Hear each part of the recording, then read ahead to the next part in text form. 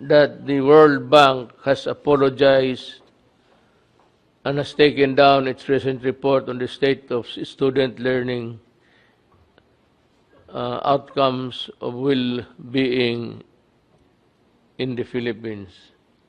Well, I would not want to begrudge sa World Bank, but ito mga international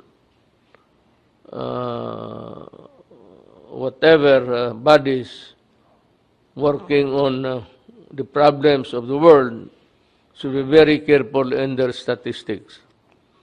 It is not good to, commit a wrong internationally, but good as any, we welcome their apology, and of course, that they should, in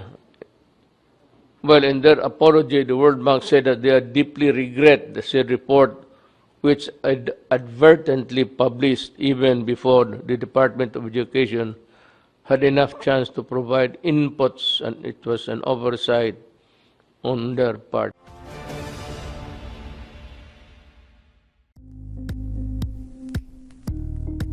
Thank you for watching Politico TV. Please like and subscribe to our channel for more videos.